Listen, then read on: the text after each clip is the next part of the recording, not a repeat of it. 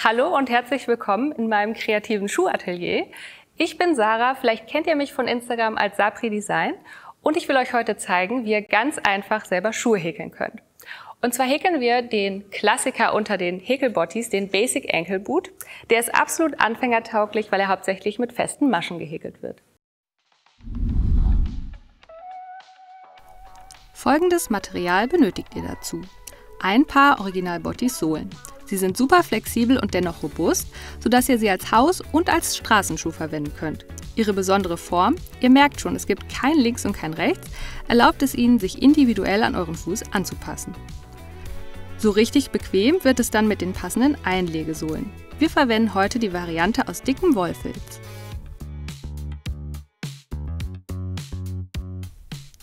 Außerdem benötigt ihr unser strapazierfähiges Garn für die Nullrunde und eine Woll- oder Sticknadel, um die Nullrunde an die Sohle zu nähen.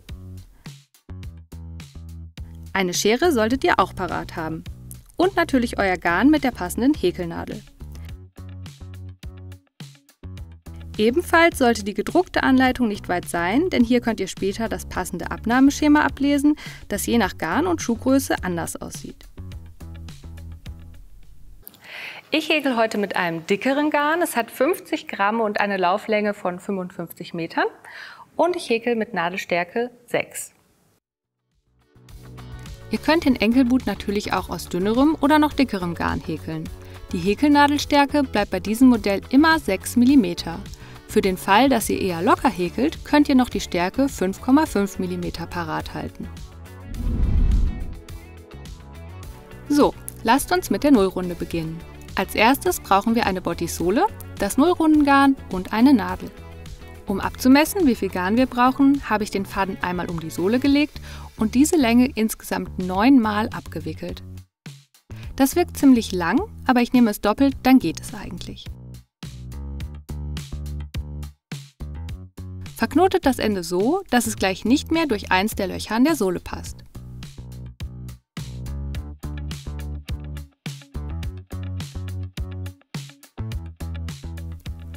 Wir beginnen an der Ferse und stechen von innen nach außen durch das mittlere obere Loch.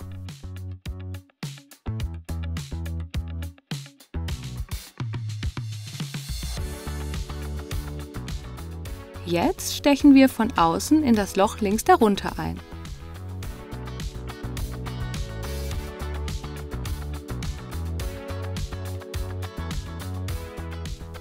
Und kommen anschließend mit der Nadel wieder durch das Loch darüber zurück.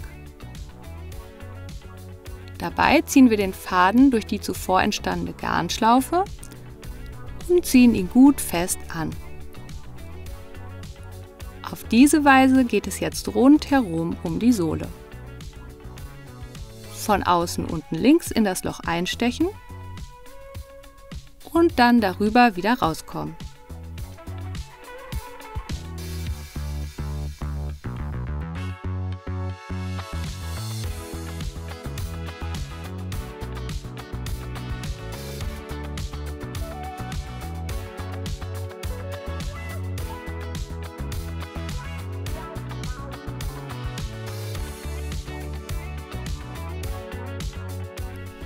Nach dem Fersenteil habe ich mich entlang der offenen Kante gearbeitet.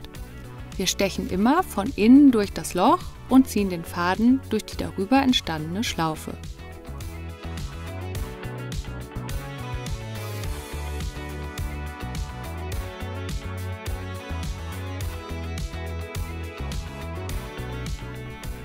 So machen wir weiter, bis wir wieder an der Mitte der Ferse angelangt sind und die Runde schließen können. Den Faden vernähen wir auf der Innenseite. Hier merkt man schon, wie praktisch die flexible Sohle ist. Man kann sie ganz einfach umklappen, so lässt sich das Fadenende leichter vernähen.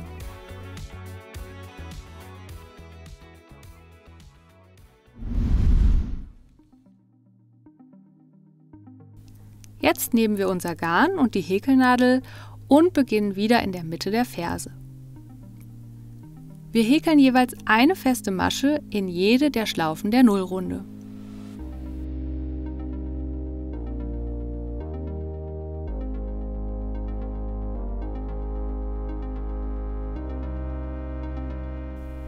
Die erste Runde ist etwas widerspenstig, wie ihr merkt, aber das wird spätestens in der zweiten Runde einfacher.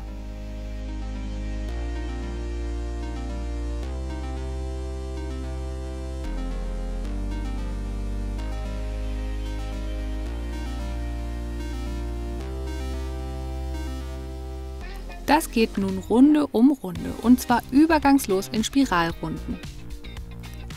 Sobald eine Runde an der Ferse endet, startet die neue direkt, also ohne Sprung oder Kettmasche.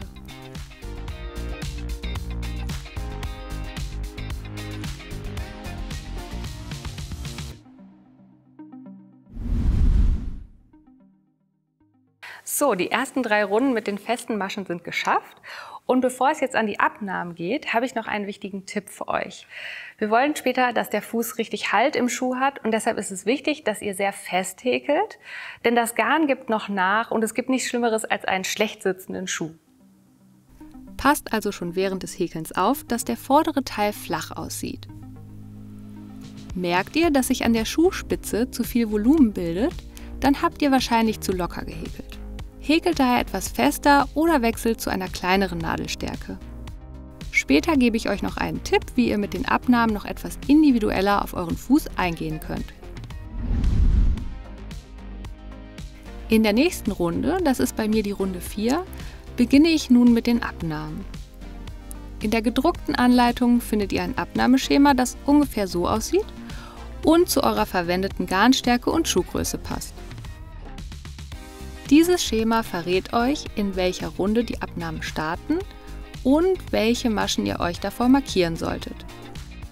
In meinem Fall die 9. Masche links von der Fußspitzenmitte. Mit einem Maschenmarkierer markiert ihr euch nun die Mitte der Schuhspitze. Und in meinem Fall die besagte 9. Masche links davon.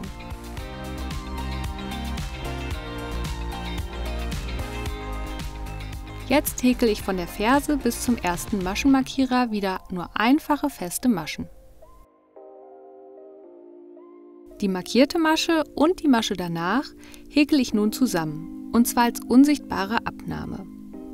Das heißt, ich steche in das vordere Maschenglied der ersten Masche ein und anschließend direkt ohne den Faden zu holen auch in das vordere Maschenglied der nächsten Masche.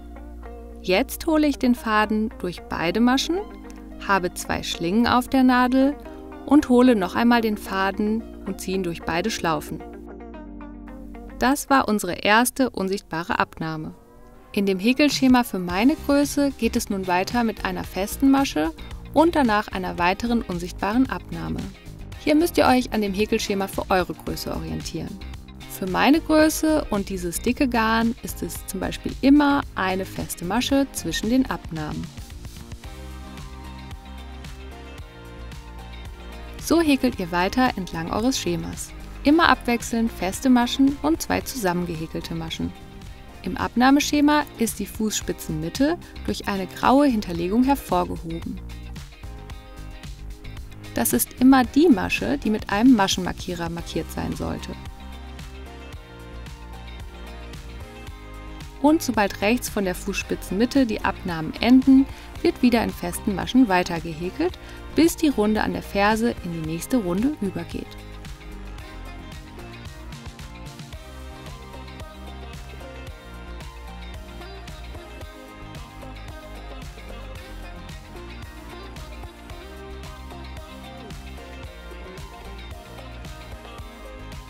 Jetzt noch kurz die Maschenmarkierer an die richtige Position setzen und dann beginnt wieder alles von vorne, Runde um Runde.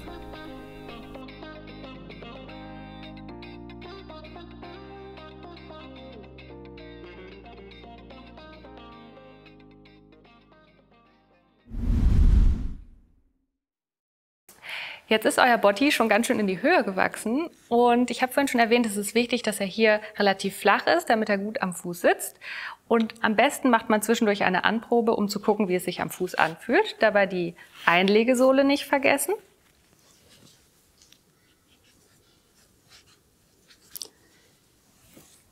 Bei mir passt das jetzt super.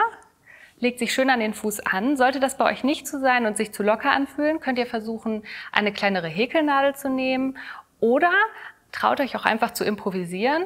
Wir haben ja das Häkelschema, das Abnahmeschema als Richtlinie und ihr könnt ein paar Abnahmen mehr machen, damit es enger wird.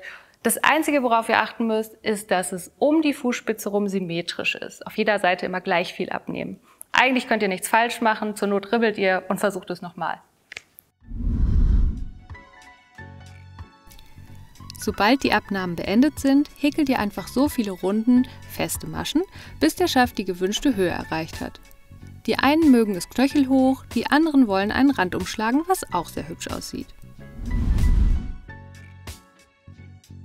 Zum Schluss noch den Faden vernähen.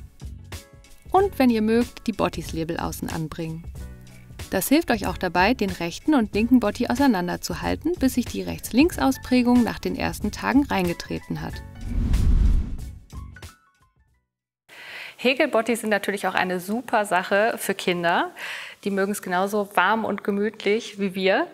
Und weil die den ganzen Tag in Bewegung sind, rumtoben und die Hausschuhe sowohl im Kindergarten als auch zu Hause natürlich top sitzen sollen, ist es richtig wichtig, dass ihr ganz fest häkelt und sich hier vorne eben die Schuhspitze eng an den Fuß anlegt. Außerdem empfehle ich euch, für Kinder immer einen hohen Schaft zu häkeln. Dieser gibt beim Toben nochmal zusätzlich Halt. Fixiert die Fersenlasche mit dem Häkelschaft, um es Kindern beim Reinschlüpfen einfacher zu machen. Kinder lernen aber schnell und wissen bald, dass man die Lasche beim Anziehen festhält. Und damit sich eure Kids noch mehr an ihren Bottis erfreuen können, bieten sich kleine gehäkelte Applikationen an.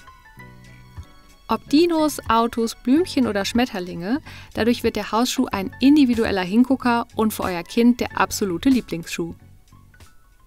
So, ich hoffe, euch hat mein Tutorial gefallen und dass jetzt die Häkelbottis ganz oben auf eurer Projektliste stehen. Ich kann euch versprechen, ihr werdet lange Freude daran haben, denn die Bottisohlen sind nicht nur bequem, sondern auch wahnsinnig robust und ihr könnt sie jede Saison neu gestalten.